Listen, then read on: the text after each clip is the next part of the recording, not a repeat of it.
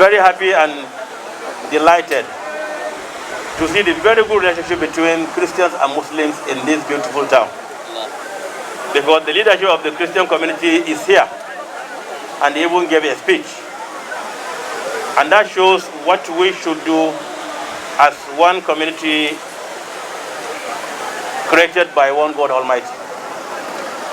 And I think we have a lot to learn from the relationship that exists in Ayingba between Christians and Muslims. And we pray that this relationship should continue to strengthen and strengthen so that we'll have peace, not only in Kogi, but all over the beautiful country, Nigeria.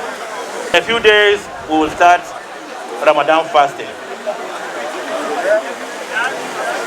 And the first day to look for the new moon is on Monday.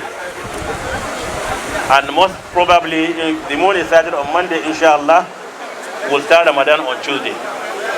So we'd like to call upon all of you to dedicate this month of Ramadan to pray for peace for our country, to pray for our leaders at every level. It's unfortunate that in Nigeria, where we have religion that profess peace, is divided along political, ethnic, and social dispensation. It's so terrible that, like the Islamic religion, they are greeting Salam Alaikum, peace be with you. In the Christian parlance, the Bible recorded that Jesus told his apostles, peace be with you. These are religions that profess peace. Unfortunately, our country is divided. It is polluted and deflated with a plague of egocentrism, sentiment. And the religious leaders at some points are not helping issues because they indoctrinate their members with sentiments, with prejudice that will not help the unity and love that God has willed for the nation. When people are religiously conscious, definitely it comes insecurity.